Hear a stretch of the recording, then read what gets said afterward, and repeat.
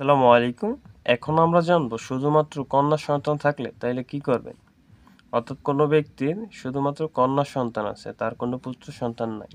তাইলে তার যে সম্পত্তি তার একটা অংশ সম্পত্তি তার ভাই বা ভাতিজারা পেয়ে যাবে।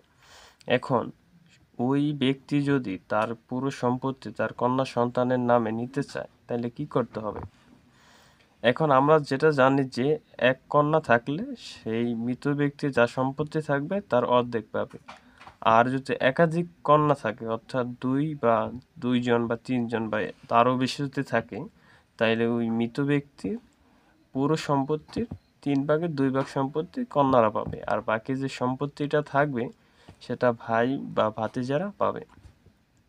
এখন কিভাবে কি করলে তার এই পুরো সম্পত্তিটা কন্যা সন্তানের নামে যাবে বা কন্যা সন্তান পাবে, তার জন্য অবশ্যই পুরো ভিডিওটা দেখতে হবে।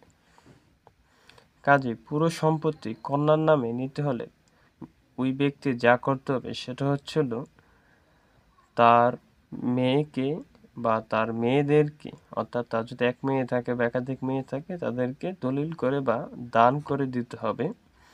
তাইলে সেই সম্পত্তি অর্থাৎ ওই ব্যক্তির মেয়েরা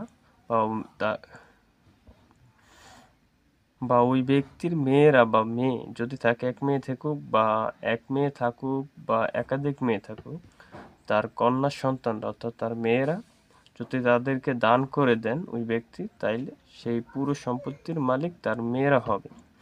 কিন্তু এখানে একটা সমস্যা আছে, অর্থাৎ ওই ব্যক্তি যখন তার মেয়েদেরকে পুরো সম্পত্তি দান করে দেবে বা দলিল করে দেবে, তখন ওই সম্পত্তি পাওয়ার পর তার মেয়েরা তার সাথে বাজে ব্যবহার বা তাকে ঠিকমতো দেখভাল নাও করতে পারে। তার জন্য যে জিনিসটা করতে পারে যে ওই পিতা অর্থাৎ তার কন্যাদেরকে যেভাবে দিতে পারে সেটা হচ্ছে পাওয়ার অফ অ্যাটর্নির ভাবে দিতে পারে। অর্থাৎ এই সম্পত্তি যতদিন ওই ব্যক্তি বেঁচে আছে, অর্থাৎ পিতা যতদিন বেঁচে আছে, কন্যারা ততদিন এটাকে ভোগ দখল বা এটাকে বিক্রি করতে পারবে না। ঠিক যখন ওই পিতা মারা যাবে তার পরবর্তীতে তার কন্যারা পুরো সম্পত্তির মালিক হয়ে যাবে, তখন ওই সম্পত্তি তারা বিক্রি করতে পারবে বা ভোগ দখল করতে পারবে। এই নিয়মে করলে তাইলে পিতার যেমন পুরো সম্পত্তি তার কন্যারা পেয়ে যাবে, তার ভাই ভাতিজারা পাবে না। ঠিক তেমনি করে কন্যারা ইচ্ছা করলে বাবাকে তারা দেখভাল করতে হবে, এবং দেখভাল না করলে পুরো সম্পত্তির মালিক হতে পারবে না।